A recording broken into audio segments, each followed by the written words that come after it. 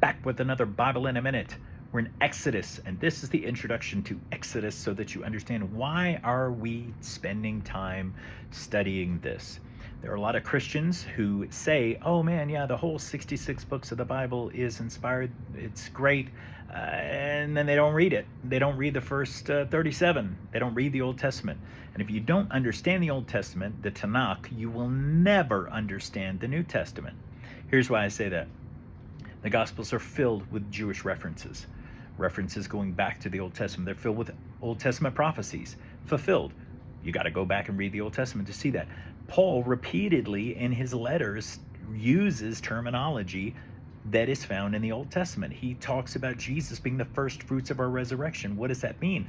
That goes back to the festival of first fruits. What does that also mean? Paul is teaching these Gentile churches Torah.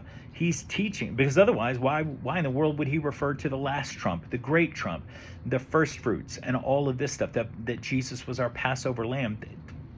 Goes right over your head unless you have been taught Torah and you are bridging the testaments. You're connecting the two testaments and understanding. So it's important for you as a believer in Jesus to read the Old Testament, learn it, love it, study it, memorize it, just read it for sure and study it. All right. So anyway, let's look at Exodus. Understand the importance of this book. Exodus is a story that shows God's justice, his redemption, his mercy, his compassion, his salvation, his expectations for those who will follow him, his character, and how he builds up his people. It is practically a blueprint for everything that God will do for his people and with his people in the future. It shows how he built a nation, how he established his expectations for the way he would be worshipped. So when we think of Exodus, I'm going to switch hands. When we think of Exodus, we might think of Charlton Heston, coming down from Mount Sinai with the big baritone or bass voice, the Ten Commandments, or we might picture the Prince of Egypt, the animated movie. And as we read through this book, we quickly discover that no movie could ever really do this justice because of the mystery and the violence and the miracles that are described in this book. So before we dig into each chapter and each section, I want to provide some context and some backstory to the book. Now, of course, you can go back and watch the Bible in a Minute Genesis series, and especially the last several videos of that, because that sets the stage for this. But Exodus is the second book of the Bible, Exodus. And it is called Exodus because Israel is exodusing. They are leaving Egypt. They're really getting kicked out of Egypt because of what God does. The Hebrew name for this is Shemot, because the first word in this book is Shemot, the names. And it lists the names of the sons of Israel who came to Egypt with Jacob. But this book is attributed by tradition to Moses. But also Jesus attributes this book to Moses in Mark chapter 12, verse 26. So when people say, oh, Moses didn't write it, oh, Jesus seems to think that he did, and declared that he did. He called them the books of Moses. So they were written obviously sometime after the Exodus experience. The term Exodus comes from the Greek word which means departure, and it's a reference to the central event of the book, Israel's exodus from Egypt's slavery. The main theme of this book is redemption. The book opens with why Israel was enslaved. It shows how God freed them, how God established his covenant with them. Like, think of this, the God, the creator of the universe, descends upon this mountain that he has declared holy, and it's only holy because of his presence there. And he enters into a covenant with these people. It is wild. Wrap your brain around that, okay?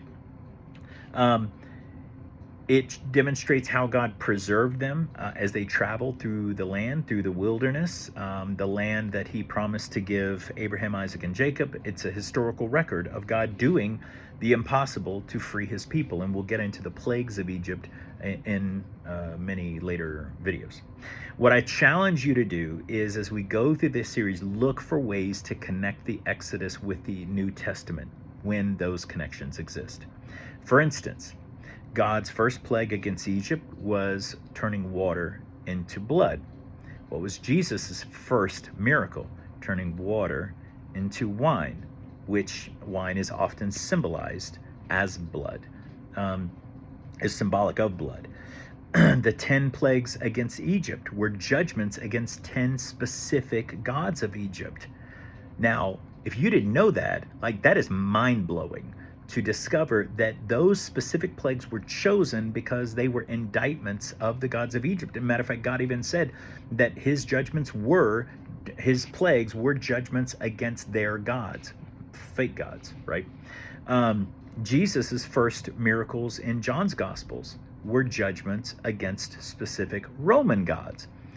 The Passover lamb for a family was foreshadowed Christ's fulfillment of the festival when he became the Passover lamb that was slain for the whole world. At Mount Sinai, God wrote his law on the tablets of stone. On Shavuot, what we call Pentecost, 3,500 years later, God took that heart of stone, heart of the stone, the heart of the 10 Commandments, and gave his people a heart of flesh, prophesied in Jeremiah or Ezekiel, I can't remember where, by sending the Holy Spirit on the exact same day, right? So when they made the golden calf, 3,000 men died that day. Thousands of years later, on the same day, Shavuot, on Pentecost, 3,000 men live when they hear the message of Jesus Christ and they accept his sacrifice for their sins and are saved. So there are so many connections from Exodus into the New Testament. And so what I want you to do is look for them when they exist. All right.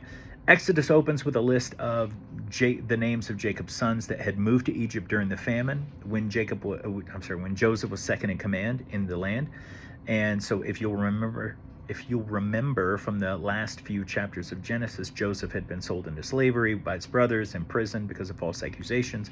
God enabled Joseph to interpret dreams, sets him up to be in the right place at the right time. Of course, he probably thought it was a wrong place at the wrong time, but he was at the right place at the right time to have influence and eventually get out of that prison and be elevated to the prime minister of Egypt, second in line only from Pharaoh. We will dig into this Exodus chapter 1 so that you can understand and see some of the uniquenesses of these chapters and these passages as we go through the book of Exodus. So I hope that you enjoy it. Like, share, subscribe, comment, and have a fantastic day.